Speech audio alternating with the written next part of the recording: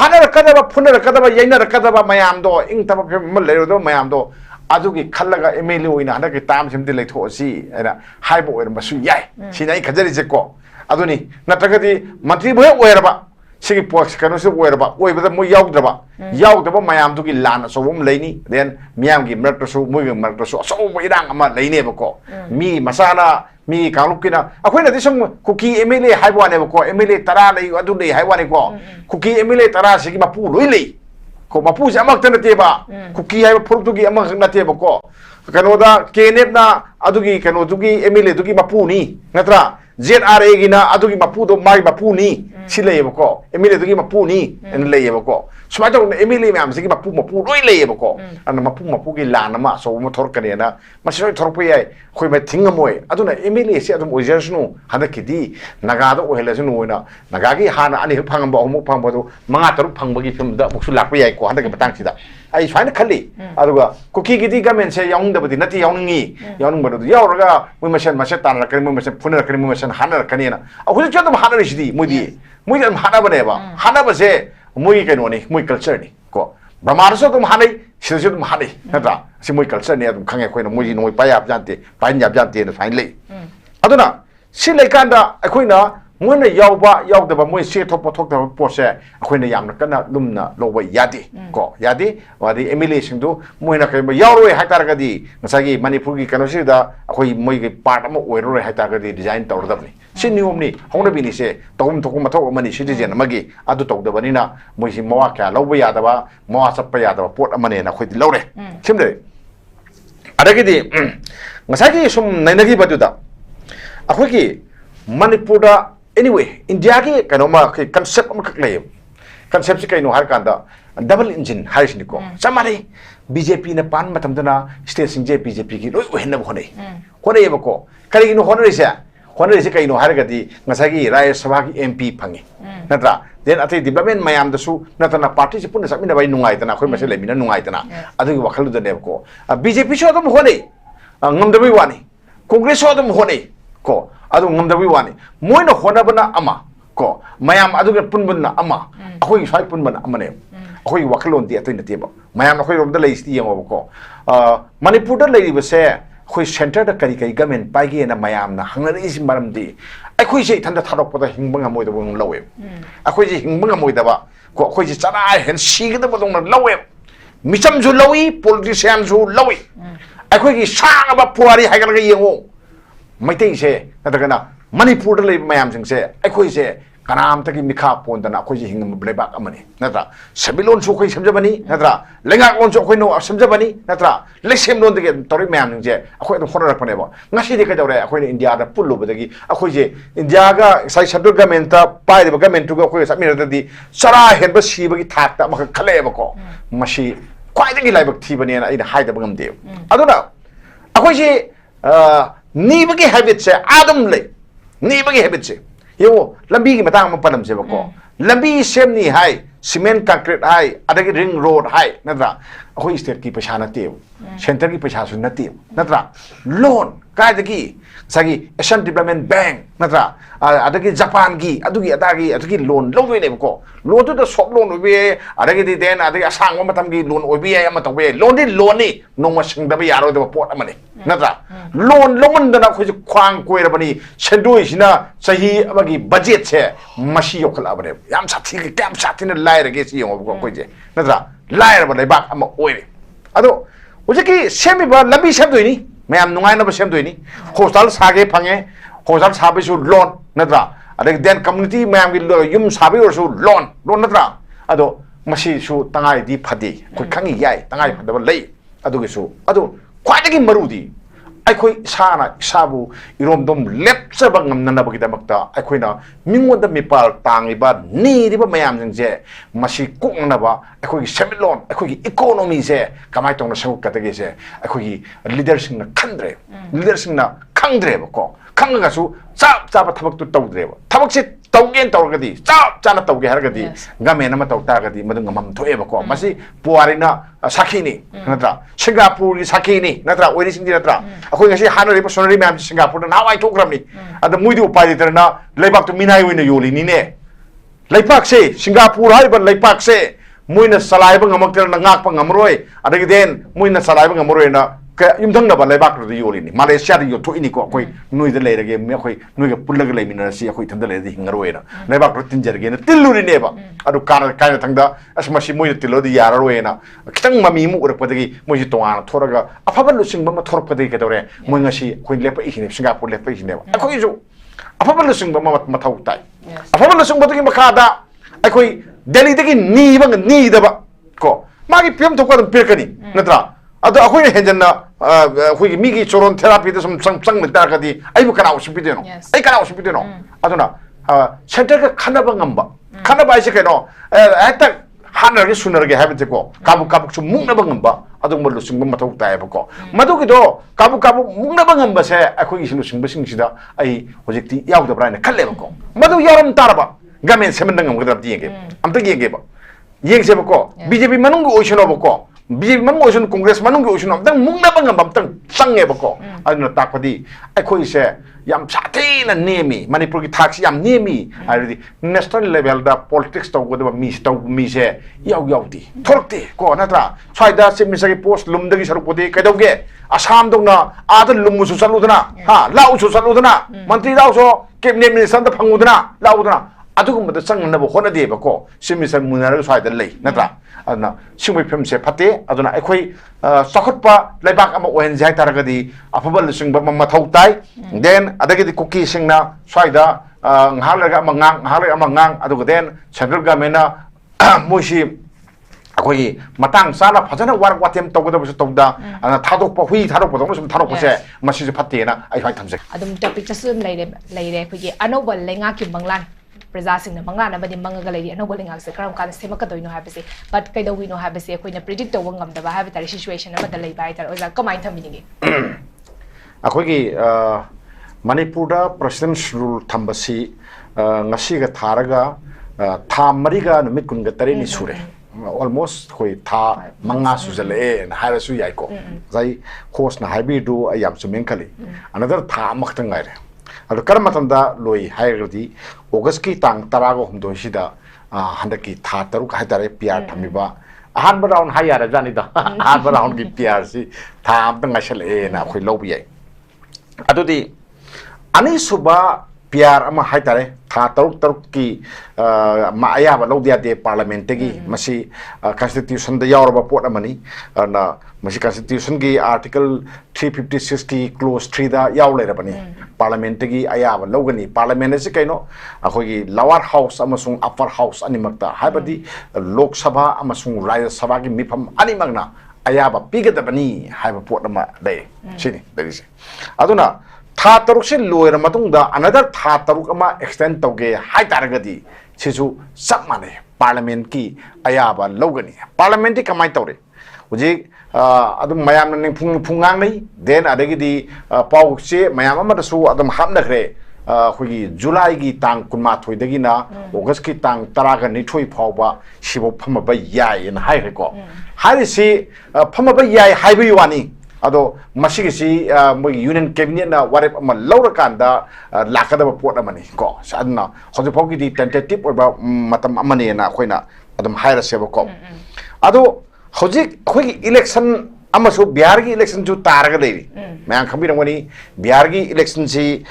November gi tang kungani thoista matam loire bani na ma kitang ngangkhana thokpa ji notification thokpa ji hona bini na adna parliament sin sum thengdaragadi hoi election gi matam chi lauthokpana halakpanina problem yam legadaba aduna maram oiraga moige su parliament ki session ji hek loibaga sigi nongnini sida ai adum election lauthorkani haina thajaba lei sema lere then atopa amana akoi Manipur gi su khandaya daba pot ama lakpa Manipur gi sina kamai tawpa akoi election ama haitare madu 2027 gi March da pangthokani na par lei ni hoji sahi amaga tha manga tha taruk kumba tare kumba phangi ko phangi aduga den ngasai kenuma another tha taruk ama kenu loksang gi taragadi PR ama thamjalak taragadi sahi ama muktani khoina gamen paiba phangdoise chile ada hoji ngasai hosa zo hai khoida hai si present rule si emily mayam ama BJP की MLA government sembagi masingsi leina karigino government ama semdise na hai ko ado aina masida haining ba makak lei koi MLA singna government ama sembagi number leiraga su hojiki film sidi government ama sembang ambagi othokpa leite mo yamna tonba matam thoi ko karigino har ka hojik si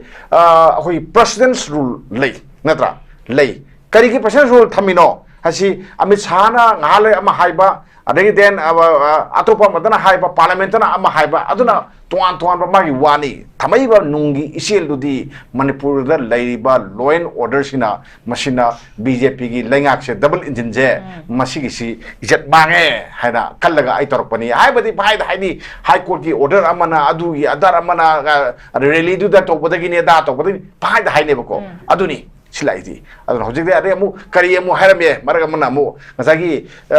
kanugi hanagi chief minister oiramba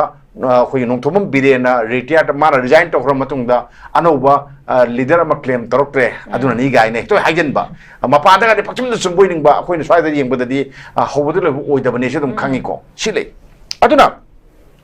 silai kan sida project president rules thamini manipur thamisi an bada government ama semge haida gadi president's rule si lokthok patai lokthok pada akhoi gi MLA singna lokthok pangamde yai ko MLA singna lokthok pangamde center na lokthok kani ado MLA ni lokthok kai ta de kamai tawba akhoi government semande na moina kamai akhoi court salaga court singna gado supreme court singna gado mangai ko adugi gatto di hojik leiroi moida leite ri kaino kada asuna kada PR thamisisu BJP government ni natra are suna kada government ama semba yari masing phangi masing su BJP government ni mo masen amatani na si center na halak pada mo gi swaida leiba kaino singsina kain tongum deba ko party chongure awa batare chong sungam ngamo chong mo ko kai basu yaroi adum leini esima sini lei singche adu khoina yengbada sum khangi central government a manipur da khoigi popular government amadi tham pamngane khali khoi su yam hai thamna basigi yam kanna ngang mani thamina basigi hojik yong chakot thorangi lamda yenga se bako manipur da hojik oiriba lambi thongi pramse aine hek porakpa ai chayong puma thoi sujale ko suri basida ko asok tamthiba lambi je ai leitabra ne khali chingda dikhat phabra khangdi ko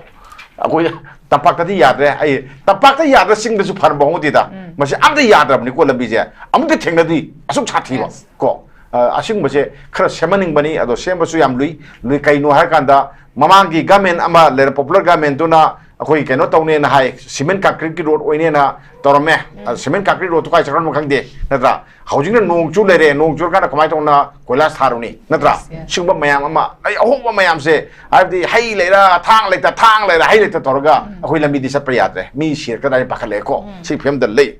aduna government ama semba yaba masing BJP ki MLA singda leiraga su makhoina mukna ba yaroi ada fazana wakhal taraga haiba masangani nadra haina bam sangi ada haina gadori banupa ko manipur gi maramda yam munna khangba ko thoiba conflict ki su yam maru ba khangba union home minister amit sana harakta kuidri ko hai gi to koi map pun mang sing minna ba fai man haiba si atainate hojiki maitei ga kuki gi singba ma class ama leiba se sigi marak sida another government ama popular government ama thambase kya nuai dong mande na sembase kya nuai dong mande si magi seng na hai ba report ama leigre ko leigre sini ado ngasagi si hai ba si akhoi gi akhoi taksin ba ko akhoi gi pressure se akhoi pressure se am wa le ba ko pressure se kai le ta bani center da kaidong na semoi dono hwai khoi hai ga dam ne ba ko kaidong na samalo dono migi mayam gi voting right hai da ko miyam gi voting right ki mat pa yabra wa aina BJP da vote pi risi people sing nungai halu praja nungai halu miyam nungai halu natra aduga den khoi gi miyam gi ai pathrang miyam ma taw hai natro miyam gi ai phanan na ai gi mahut sillaga sat ke ba MLA sing duna hoje ke dore paralyzed torga leire kan tongum de leire makhong mukhuti ega lokop ta leiwa chaman na leire sine bako sikana na yadoino aduna moina haiga dabne bako masi tawdaba yadaba poda manena akoina kuki gi hamse sum akoina maru ibana sum lor ga santarna sum pusala sum thamisi karino sine bako adugi posisu khara haina bagi tangai phadabati leiyena khali adu manipurda government ama akoi gi semgena khandaragadi semgena semen ai si kanone ko central government ki magi wakhalon duni ko thbe do je kaino hakanda manipur da ꯇꯉꯥꯏꯃꯛ ꯐꯗꯅ ꯅꯈꯣꯏꯒꯤ national highway ꯀꯩꯅꯣꯁꯦ 2ꯁꯦ ꯏꯝꯐꯥꯜ ꯗꯤꯃꯥꯄꯨꯔ ꯂꯝꯕꯤꯁꯦ ꯃꯁꯤ ꯍꯦꯛ ꯍꯥꯡꯗꯣꯛꯇ꯭ꯔꯤꯐꯥꯎꯗꯤ ꯃꯅꯤꯄꯨꯔꯗ ꯑꯅꯧꯕ government ꯑꯃ ꯑꯩ ꯁꯦꯝꯍꯜꯂꯛꯀꯅꯦꯅ ꯍꯥꯏꯕ ꯊꯥꯖꯗꯦ ꯑꯗꯨꯅ ꯅꯦꯁꯅꯦꯜ ꯍꯥꯏꯋꯦ 2 ꯍꯥꯡꯕꯁꯤ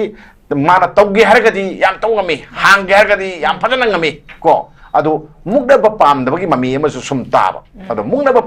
ꯄꯥꯝꯗꯦꯅ ꯀꯟꯁꯇꯤꯇ꯭ꯌꯨꯁꯟꯒꯤ ꯑꯣꯏꯕ ꯔꯥꯏꯠ ꯄꯨꯝꯅꯃꯛ ꯂꯣꯏ ꯃꯠꯂꯦ ꯃꯩꯇꯩꯁꯤꯡꯒꯤ ꯅꯠꯇ꯭ꯔꯥ ꯑꯩꯈꯣꯏꯁꯤ ꯀꯩꯅꯣꯗ ꯌꯣꯛꯄ ꯉꯥꯌꯣꯛ ꯆꯐꯨꯗ ꯌꯣꯛꯄ ꯉꯥꯒ ꯆꯞ ꯃꯥꯟꯅꯅ ꯊꯝꯃꯤ ꯅꯠꯇ꯭ꯔꯥ ꯊꯝꯃꯤ ꯑꯗꯨꯒ ꯑꯗꯨꯝ ꯃꯁꯤꯗ ꯁꯨꯝ ꯊꯝꯃꯒ ꯀꯌꯥꯝ ꯀꯨꯏꯅ ꯊꯝꯗꯣꯏꯅꯣ ꯍꯥꯏꯕ ꯄꯣꯠ ꯑꯃ ꯂꯥꯛꯇ꯭ꯔꯥ ꯑꯗꯨꯅ ꯃꯁꯤ ꯄꯣꯠꯁꯤ ꯅꯨꯡꯉꯥꯏꯇꯕ ꯑꯃ ꯂꯩ ꯑꯗꯨꯅ ꯁꯤꯒꯤ ꯂꯝꯕꯤꯁꯦ ꯃꯣꯏꯅ ꯃꯊꯟꯇ ꯌꯥꯅꯖꯔꯛꯀꯅꯤ ꯍꯥꯏꯅ ꯇꯧꯔꯒ ꯃꯣꯏꯅ ꯇꯣꯉꯥꯟꯕ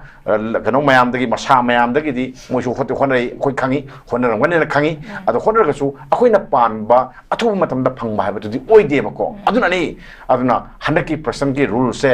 ꯑꯅꯗꯔ ꯊꯥ 6 ꯑꯃ ꯍꯟꯗꯛꯀꯤ ꯄꯥꯔꯂꯤꯌꯥꯃꯦꯟꯠꯁꯤꯗ ꯑꯩ ꯁꯣꯏꯗꯅ ꯁꯥꯡꯗꯣꯔꯛꯀꯅꯦꯅ ꯂꯧꯋꯤꯅ ꯑꯍꯥꯟꯕ ꯔꯥꯎꯟꯁꯤꯗ ꯁꯨꯃꯥꯏꯅ ꯊꯝꯖꯒꯦ Okay. ꯑꯩꯈꯣꯏꯒꯤ ꯍꯧꯖꯤꯛꯀꯤ ꯂꯩꯔꯤꯕ ꯁꯤꯆꯨꯋꯦꯁꯟꯁꯤꯗ ꯍꯥꯏꯕ ꯇꯥꯔꯦ ꯑꯩꯈꯣꯏ ꯄ꯭ꯔꯦꯁꯤꯗꯦꯟꯁ ꯔꯨꯜꯁꯦ ꯂꯧꯊꯣꯛꯑꯒ ꯄꯣꯄꯨꯂꯔ ꯒꯚꯔꯟꯃꯦꯟꯠ ꯑꯃ ꯌꯥꯝꯅ ꯑꯊꯨꯕ ꯃꯇꯝꯗ ꯁꯦꯝꯃꯛꯀꯅꯤ ꯍꯥꯏꯕꯒꯤ ꯊꯥꯖꯕꯁꯦ ꯋꯥꯠꯄꯒꯤ ꯋꯥꯐꯝꯗꯨꯅꯤ ꯑꯩ ꯃꯊꯪꯁꯦ ꯁꯦꯝꯕ ꯁꯦꯝꯗꯕ ꯃꯁꯤꯗ ꯀꯨꯏꯗ꯭ꯔꯤꯕꯗꯁꯨ ꯑꯃꯨꯛ ꯀꯨꯀꯤ ꯑꯦꯟꯄꯤ ꯃꯅꯤꯄꯨꯔꯅ ꯀꯨꯀꯤ MLAꯁꯤꯡꯁꯦ ꯑꯩꯈꯣꯏꯒꯤ ꯂꯩꯉꯥꯛꯀꯤ ꯍꯧꯖꯤꯛ ꯄꯣꯄꯨꯂꯔ ꯒꯚꯔꯟꯃꯦꯟꯠ ꯁꯦꯝꯕꯒꯤ ꯉꯥꯡꯅꯔꯛꯏꯕꯁꯤꯡꯁꯤꯗ ꯑꯩꯈꯣꯏ ꯒꯚꯔꯟꯃꯦꯟꯠ ꯁꯦꯝꯕꯗ ꯌꯥꯎꯕ ꯌꯥꯔꯣꯏ ꯍꯥꯏꯕꯒꯤ ꯄ꯭ꯔꯦꯁ ꯁ꯭ꯇꯦꯠꯃꯦꯟꯠ ꯑꯃꯈꯛ ꯊꯣꯛꯂꯛꯈꯤꯕ ꯃꯈꯣꯏ ꯆꯨꯔꯆꯥꯟꯄꯨꯔꯗ ꯃꯈꯣꯏ ꯃꯤꯐꯝ ꯄꯥꯡꯊꯣꯛꯑꯕ ꯃꯇꯨꯡꯗ ꯍꯥꯏꯔꯛꯈꯤꯕ ꯃꯈꯣꯏꯒꯤ ꯑꯣꯏꯕ ꯑꯩꯈꯣꯏꯒꯤ ꯔꯤꯖꯣꯂꯨꯁꯟ ꯑꯅꯤꯈꯛ ꯂꯧꯈꯤꯕꯁꯤꯗ ꯄꯣꯄꯨꯂꯔ ꯒꯚꯔꯟꯃꯦꯟꯠ ꯁꯦꯝꯕꯗ ꯌꯥꯎꯕ ꯌꯥꯔꯣꯏ ꯍꯥꯏꯕ ꯑꯃꯒ ꯑꯗꯨꯒ ꯑꯇꯣꯞꯄ ꯑꯃꯅ ꯃꯈꯣꯏꯒꯤ ꯂꯩꯔꯤꯕ ꯑꯥꯏꯗꯦꯟꯇꯤꯇꯤ ꯀꯜꯆꯔ ꯑꯃꯗꯤ ꯑꯩꯈꯣꯏꯒꯤ ꯗꯦꯃꯣꯒ꯭ꯔꯥꯐꯤꯛ ꯁ꯭ꯇ꯭ꯔꯛꯆꯔ ꯏꯟꯇꯤꯒ꯭ꯔꯤꯇꯤ ꯃꯌꯥꯝꯁꯤꯗ ꯀꯔꯤꯒꯨꯝꯕ ꯍꯤꯔꯝ ꯑꯃꯠꯇꯗ ꯀꯝꯄ꯭ꯔꯣꯃꯥꯏꯁ ꯇꯧꯔꯣꯏ ꯍꯥꯏꯕ ꯋꯥꯐꯝꯁꯨ ꯊꯝꯈꯤ ꯑꯗꯨ ꯑꯣꯏꯇꯥꯔꯒꯗꯤ ꯍꯧꯖꯤꯛ ꯂꯩꯔꯤꯕꯁꯦ ꯁꯦꯟꯇꯔꯅ ꯑꯩꯈꯣꯏꯒꯤ ꯃꯅꯤꯄꯨꯔꯗ ꯄꯣꯄꯨꯂꯔ ꯒꯚꯔꯟꯃꯦꯟꯠ ꯑꯃ ꯁꯦꯝꯃꯛꯄ ꯃꯇꯝꯗ ꯀꯨꯀꯤ MLAꯁꯤꯡꯒꯤ ꯑꯌꯥꯕ ꯂꯧꯒꯗꯧꯔꯤꯕ꯭ꯔꯥ ꯍꯥꯏꯕ ꯀꯣꯏꯁꯟꯁꯤ ꯍꯧꯖꯤꯛ ꯂꯥꯛꯏ ꯑꯣꯖꯥ ꯀꯃꯥꯏꯅ ꯊꯝꯕꯤꯅꯤ ꯑꯩꯈꯣꯏꯒꯤ ꯀꯨꯀꯤꯒꯤ ꯁꯤꯚꯤꯜ ꯁꯣꯁꯥꯏꯇꯤ ꯑꯣꯔꯒꯅꯥꯏꯖꯦꯁꯟ ꯃꯌꯥꯝ ꯍꯥꯏꯇꯥꯔꯦ ꯃꯔꯨꯑꯣꯏꯅ ꯑꯩꯈꯣꯏ ꯀꯨꯀꯤ NP ꯍꯥꯏꯔꯤꯁꯤꯀꯣ ꯀꯨꯀꯤ NPꯁꯤꯒꯤ ꯃꯈꯥꯗ ꯑꯇꯩ ꯁꯥꯇ꯭ꯔꯒꯤ ꯂꯨꯞ ꯌꯥꯎꯔꯦ ꯅꯨꯄꯤꯁꯤꯡꯒꯤ ꯌꯥꯎꯔꯦ ꯑꯇꯩ ꯑꯣꯔꯒꯅꯥꯏꯖꯦꯁꯟ ꯃꯌꯥꯝ ꯑꯃ ꯌꯥꯎꯔꯒ ꯐꯝꯃꯤꯟꯅꯔꯀꯥꯟꯗ ꯂꯧꯕ ꯋꯥꯔꯦꯞꯅꯤꯅ ꯍꯥꯏ ꯃꯣꯏꯒꯤꯁꯦꯀꯣ ꯑꯗꯣ ꯆꯦ ꯊꯣꯛꯄꯗꯤ ꯀꯨꯀꯤ NPꯅ ꯊꯣꯛꯏ MLAꯁꯤꯡꯗꯣ ꯑꯗꯨ ꯃꯣꯏ ꯑꯗꯨꯒꯤ ꯃꯊꯛꯇ ꯑꯗꯨꯗ ꯍꯥꯏꯇꯥꯔꯦꯀꯣ ꯗꯤꯇꯦꯛ ꯇꯧꯏ ꯗꯤꯇꯦꯛ ꯑꯗꯤ ꯀꯩꯅꯣ ꯍꯥꯏꯕꯀꯥꯟꯗ ꯁꯤ ꯇꯧꯒꯗꯕꯅꯤ ꯁꯤ ꯇꯧꯔꯣꯏꯗꯕꯅꯤ ꯁꯦꯝꯕ ꯌꯥꯎꯒꯗꯕꯅꯤ ꯌꯥꯎꯔꯣꯏꯗꯕꯅꯤ 나 약간 또 맛이 로는 야디 맛이 로는 수야 야디 인디아기 로는 야디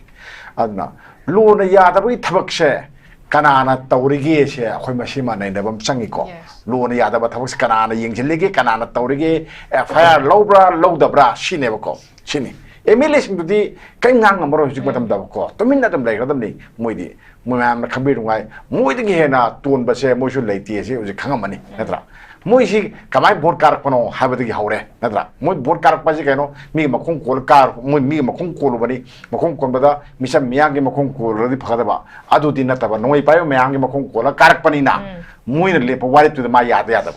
신이고 떠리신제 아두나 모이나 마사기 로기바 와랩도 ꯂꯩꯄꯥꯛꯁꯤꯒꯤ ꯂꯣꯒꯤ ꯋꯥꯡꯃꯗꯅꯤ MLAꯁꯤꯡꯗ ꯀꯤꯍꯟꯕꯅꯦꯅ ꯑꯩꯈꯣꯏꯅ ꯂꯧꯏ ꯀꯣ ꯁꯤꯃ ꯃꯗꯨꯗ MLAꯁꯤꯡꯅ ꯀꯔꯤꯝꯇ ꯍꯥꯏꯕ ꯉꯝꯖꯗꯕꯁꯦ ꯃꯁꯦ ꯄꯨꯋꯥꯔꯤꯗ ꯅꯣꯏ ꯅꯃꯤꯡꯗꯣ ꯏꯔ ꯂꯩꯍꯧꯔꯅꯤꯅ ꯑꯩ ꯁꯤꯃ ꯑꯩ ꯊꯝꯅꯤꯡꯉꯤꯀꯣ ꯑꯗꯣ ꯀꯔꯤꯒꯤꯅꯣ ꯃꯣꯏꯅ ꯑꯩꯈꯣꯏꯒꯤ ꯒꯃꯦꯟ ꯑꯃ ꯁꯦꯝꯕꯗ ꯌꯥꯎꯕ ꯉꯝꯃꯣꯏ ꯍꯥꯏꯔꯤꯁꯤ ꯌꯥꯎꯕ ꯌꯥꯔꯣꯏ ꯍꯥꯏꯔꯤꯁꯤ ꯀꯩꯅꯣ ꯍꯥꯏ ꯑꯩꯅ ꯁꯨꯝ ꯈꯜꯂꯤꯅꯤꯀꯣ ꯀꯔꯤꯅꯣ ꯃꯣꯏꯁꯤꯕꯨ ꯀꯣꯆꯤ ꯑꯃ ꯀꯣꯠꯂꯤꯗꯥꯏ ꯑꯗꯣ ꯒꯃꯦꯟ ꯑꯃ ꯁꯦꯝꯕꯗ ꯆꯪꯉꯤꯁꯤ ꯀꯅꯥꯅꯣ ꯉꯁꯥꯏꯒꯤ ꯄꯥꯔꯇꯤꯁꯤ ꯌꯥꯝ ꯃꯔꯨꯑꯣꯏꯅ ꯆꯪꯉꯤ ꯅꯠꯇ꯭ꯔꯥ MLAꯁꯤ ꯄꯥꯔꯇꯤꯗ ꯕꯤꯂꯣꯡꯁ ꯇꯧꯗꯣꯏ ꯅꯠꯇ꯭ꯔꯣ ꯄꯥꯔꯇꯤꯒꯤ ꯋꯥ ꯌꯥꯎꯗꯅ ꯃꯣꯏ ꯁꯦꯝ ꯌꯥꯄꯣꯟꯇꯦꯕꯀꯣ MLA ꯈꯛꯇꯅ ꯁꯦꯝ ꯌꯥꯄꯣꯟꯇꯦꯕ ꯍꯥꯏꯕꯗꯤ MLAꯗꯣ ꯀꯅꯥꯅꯣ BJP ꯅꯠꯇ꯭ꯔꯥ BJPꯒꯤ MLAꯁꯤꯡꯗꯣ ꯑꯗꯨꯅ ꯄꯥꯔꯇꯤꯒ ꯂꯣꯏꯅꯅ ꯄꯨꯟꯅ ꯆꯠꯃꯤꯟꯅꯔꯀꯥꯟꯗ ꯒꯃꯦꯟ ꯑꯃ ꯁꯦꯝꯕ ꯇꯧꯗꯣꯏꯅꯦꯕ MLA ꯈꯛꯇꯅ ꯇꯧ ꯌꯥꯄꯣꯟꯇꯦꯕꯀꯣ ꯂꯤꯗꯔ ꯈꯟꯕꯗ ꯃꯣꯏ ꯃꯌꯥꯝꯅ ꯈꯟꯕꯗꯁꯨ ꯄꯥꯔꯇꯤꯅ ꯏꯟꯗꯣꯁ ꯇꯧꯗ ꯌꯥꯗꯕ ꯑꯃ ꯂꯩꯌꯦꯕꯀꯣ ꯁꯤꯅꯤ ꯂꯩꯔꯤꯁꯤꯡꯁꯦ ꯑꯗꯨꯗꯤ पार्टीगा MLAसिꯡꯒꯤ मरक्ता लेनगदबा मरी मोइना पांथोकदबा थबक्तु असोम नाकंदगी अनदर हाइदारको मरी सुंलै लेनदबा कांगबु अमना यारोय हारगदी मदुदा BJP गी प्रेसिडेंट करिगी वा ngang खतंग nganganingi ko masida then adagidi lairiba MLA ataisu mot khरगा पिहलगा मसी कारणेना खले छिले anyway अरो स्माइना मले अदुगदी मोइना गमेन अमा सेमनुना सेम्बदा नोइसे पॉपुलर गमेन अमा लिंगबदा खई गमेन की पार्ट अमा ओइनु हाइब्रा खई यंगदसको गमेन की पार्ट अमा ओइनु हाइतारगदी मिनिस्ट्रियल पार्ट नोइ लगुनु हाइबनी केनैजको वाहिदि चमानै खइना हान्दोइ आथाजेसे अना मसागी वारे तुना हारिसि नोइ गमेन अमा पॉपुलर गमेन अमा सेम्बदुदा को पार्ट अमा ओइनु हाइब्रा नत्रगना नोइसे एमएलए ओइना अखोई कनोदा ओजिक गवर्नमेंट सेम्बसे सुयाव यावदरा प्रोटेस्ट तौ हाइब्रा अनि सुयेबको अदो तशेंगना मोइना गवर्नमेंट अमा मणिपुर सेम्ब पामदेना लौतारबा अदुरगदी ngसागी मोइ एमएलए की कनोसे रिजाइन तौ सुमे सिम लाइको रिजाइन तौ म पंदबनिना करी अखोइना सुम कबाय पुथो आइना पुथोक जबै वानी मोइना हाइबदि नतेको मोइसी गवर्नमेंट अमा सेम्बसे यावरगदी मुन मशीन मरता सब क्लास अमा थोरकनेना लवे कई क्लास नो हरकादा मंत्री दी लोई पिया पोते मुइ द खने न लोई पिया पोते नगागी मयाम फंगदो मयाम ले नत्रा अदे देन अदे मैथि सुगाई इलेक्शन में आदा अदुगी मिनिस्टर फंगदगदी वोट कारो है मयाम सुले जेरि पोरा मने नत्रो अदुना मुरोम दगी अनि पिरक मतमदा कांपो पिदा म पिरोने वारिबो को अदे दी पाइते रोम द म पिरोने पिरकांदा 총기 국기에 되게 가만히 있다 오니 마이용 총을 가다 상어르다 상어니고 아래게 된 또 나사기 하나기 걔노도 렛파오 하킵도 얌눅시바니 멍어다 피샬라시네 아두가데 하나기 마이나 오일라키바 냄사키 빈다마 피샬라세바고 피샬라칸다 수산포네 까리 하이니 누이 만티 방나바 코이 이랑 똑브라 코이 나고 떠오르시 까이노 하버기 무무서 푸나버기 라나마 라카레바고 무무서 하나라 까레바 춤이고 하나라 까다바 푸나라 까다바 예나라 까다바 마얌도 잉타바 멀레로도 마얌도 아두기 칼라가 에메일리 오이나 하나게 땀 심들 레토시 에라 하이보 오이나 마수 야이 시나이 가자리 제고 아두니 나타가디 만트리 보여 오이라바 시기 포스 카노스 오이라바 오이바다 뭐 야우드라바 야우드바 마얌두기 라나 소봄 레이니 된 미암기 머트수 무이 머트수 소보 이랑 아마 레이네버고 미 마사나 미 강룩기나 아코이나 디som 쿠키 에메일리 하이보 아네버고 에메일리 따라 레이 아두리 하이와네고 쿠키 에메일리 따라 시기 마푸 로이레이 ko mapuja amak tan teba kuki hay produgi amak na teba ko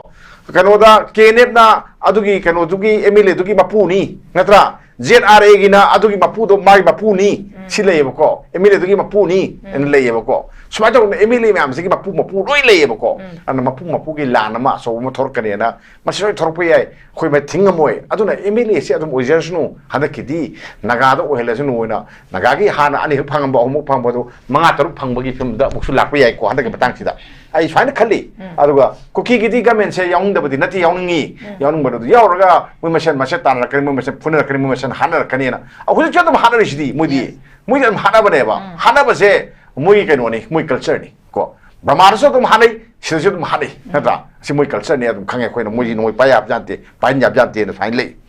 aduna si le kanda akoina मोने यावबा यावदबा मोय से थोप थोक पोसे अखोइना यामना कना लुमना लोबा यादे को यादे वादी एमएलए सिंदु मोयना कय यावरोय हाइतारगदी नसागी मणिपुरगी कनोसिदा अखोइ मोयगे पार्ट अमा ओइरोय हाइतारगदी डिजाइन तौरदबनी सि नियमनी होनबिनी से तगुम थोक मथोक मनि सिटिजन अमगी अदु तौदबनिना मोयसि मवा क्या लौबा यादबा मवा चप्पा यादबा पोट अमने ना खोइदि लौरे सिमदे अदगदी नसागी सुम नैनगी बदुदा अखोइगी मणिपुरदा anyway india ki kanoma ki concept am kak lay concept si kaino har kanda double engine haris ni ko samari bjp na pan matam dana state sing bjp ki loi ohenna bhone kone ba ko kari no honore se kaino har gadi ngasagi rai sabha ki mp phangi natra then athi development mayam da su natana party si punna samina bai nungai tana khoi mase lemina nungai tana adu wakhal da ne ko bjp so dum hone ngamdabi wani congress so dum hone ko adu ngamdabi wani moina honabana ama ko mayam adu punbana ama ahoi sai punbana amane ahoi wakalon di atin teba mayam ahoi rom da leisti yango ko manipur da lei base khoi center da kari government pai gi na mayam na hangna is maram di akhoi se thanda tharok pada hingbanga moi da bong lawe akhoi je hingbanga moi da ba ko akhoi je chana hen sig da bodong na lawe micham ju lawi politician ju lawi akhoi gi sang ba puari haigal ga yengo मैते से नतगना मणिपुर ले मयाम सिंग से अखोई से कनाम तकी मिखा पोंदना अखोई जे हिंग ब्लेबाक अमने नत्रा सबिलोन सु खोई समजबनी नत्रा लेंगाक लोन सु अखोई नो समजबनी नत्रा लेसेम लोन दगे तोरि मयाम सिंग जे अखोई दो होरर पने बा ngasi de kadore अखोई इंडिया दा पुल्लो बदगी अखोई जे इंडिया गा साइ सेंट्रल गवर्नमेंट ता पाइ दे गवर्नमेंट टु अखोई समिर ददी सरा हेब सिबगी थाक ता मख खले बको मसी क्वाइ दगी लाइबक थिबने ना इन हाइद बगम दे अदुना अखोई जे नीबगी हैबिट से आदम ले नीबगी हैबिट से यो लंबी की मतंग म पदम से बको लंबी सेम नी हाई सीमेंट कंक्रीट हाई अदगी रिंग रोड हाई नत्रा ꯑꯩꯈꯣꯏ ꯁ꯭ꯇꯦꯠꯀꯤ ꯄꯩꯁꯥ ꯅꯠꯇꯦꯕ ꯁꯦꯟꯇꯔꯒꯤ ꯄꯩꯁꯥꯁꯨ ꯅꯠꯇꯦꯕ ꯅꯠꯇ꯭ꯔꯥ ꯂꯣꯟ ꯀꯥꯏꯗꯒꯤ ꯉꯁꯥꯏꯒꯤ ꯑꯦꯁꯤꯌꯥꯟ ꯗꯤꯕꯂꯞꯃꯦꯟ ꯕꯦꯡꯛ ꯅꯠꯇ꯭ꯔꯥ ꯑꯗꯒꯤ ꯖꯄꯥꯟꯒꯤ ꯑꯗꯨꯒꯤ ꯂꯣꯟ ꯂꯧꯗꯣꯏꯅꯦꯕꯀꯣ ꯂꯣꯟꯗꯨꯗ ꯁꯣꯞ ꯂꯣꯟ ꯑꯣꯏꯕ ꯌꯥꯏ ꯑꯗꯒꯤꯗꯤ ꯗꯦꯟ ꯑꯗꯒꯤ ꯑꯁꯥꯡꯕ ꯃꯇꯝꯒꯤ ꯂꯣꯟ ꯑꯣꯏꯕ ꯌꯥꯏ ꯑꯃ ꯇꯧꯕ ꯌꯥꯏ ꯂꯣꯟꯗꯤ ꯂꯣꯟꯅꯤ ꯅꯣꯡꯃ ꯁꯤꯡꯗꯕ ꯌꯥꯔꯣꯏꯗꯕ ꯄꯣꯠ ꯑꯃꯅꯤ ꯅꯠꯇ꯭ꯔꯥ ꯂꯣꯟ ꯂꯧꯃꯟꯗꯅ ꯑꯩꯈꯣꯏꯁꯨ ꯈ꯭ꯋꯥꯡ ꯀꯣꯏꯔꯕꯅꯤ ꯁꯦꯟꯗꯣꯏꯁꯤꯅ ꯆꯍꯤ ꯑꯃꯒꯤ ꯕꯖꯦꯠꯁꯦ ꯃꯁꯤ ꯌꯧꯈꯠꯂꯛꯑꯕꯅꯦꯕ ꯌꯥꯝ ꯁꯥꯊꯤꯒ ꯀꯌꯥꯝ ꯁꯥꯊꯤꯅ ꯂꯥꯏꯔꯒꯦ ꯁꯤ ꯌꯦꯡꯉꯣꯕꯀꯣ ꯑꯩꯈꯣꯏꯁꯦ ꯅꯠꯇ꯭ꯔꯥ ꯂꯥꯏꯔꯕ ꯂꯩꯕꯥꯛ ꯑꯃ ꯑꯣꯏꯔꯦ ꯑꯗꯣ ꯍꯧꯖꯤꯛꯀꯤ ꯁꯦꯝꯃꯤꯕ ꯂꯝꯕꯤ ꯁꯦꯝꯗꯣꯏꯅꯤ ꯃꯌꯥꯝ ꯅꯨꯡꯉꯥꯏꯅꯕ ꯁꯦꯝꯗꯣꯏꯅꯤ ꯍꯣꯁꯄꯤꯇꯥꯜ ꯁꯥꯒꯦ ꯐꯪꯉꯦ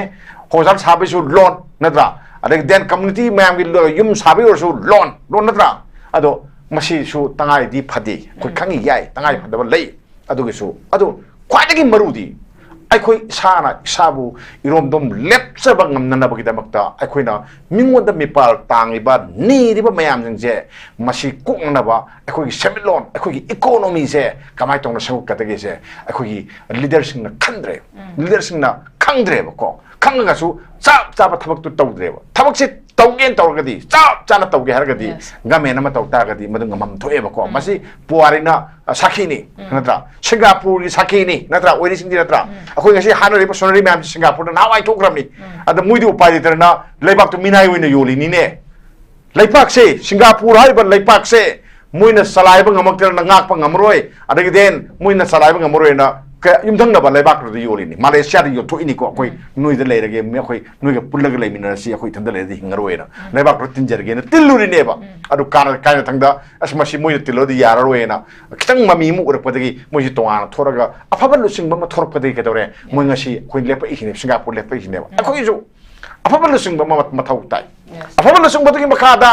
ꯑꯩꯈꯣꯏ ꯗꯦꯜꯂꯤꯗꯒꯤ ꯅꯤꯗꯕ ꯀꯣ ꯃꯥꯒꯤ ꯄꯤꯔꯝ ꯊꯣꯛꯄ ꯑꯗꯨꯝ ꯄꯤꯔꯛꯀꯅꯤ ꯅꯠꯇ꯭ꯔꯥ ꯑꯗꯣ ꯑꯩꯈꯣꯏꯅ ꯍꯦꯟꯖꯟꯅ ꯑꯩꯈꯣꯏꯒꯤ ꯃꯤꯒꯤ ꯆꯣꯔꯣꯟ ꯊꯦꯔꯥꯄꯤꯗ ꯁꯨꯝ ꯆꯪꯕ ꯇꯥꯔꯒꯗꯤ ꯑꯩꯕꯨ ꯀꯅꯥ ꯎꯁꯤꯠꯄꯤꯗꯣꯏꯅꯣ ꯑꯩ ꯀꯅꯥ ꯎꯁꯤꯠꯄꯤꯗꯣꯏꯅꯣ ꯑꯗꯨꯅ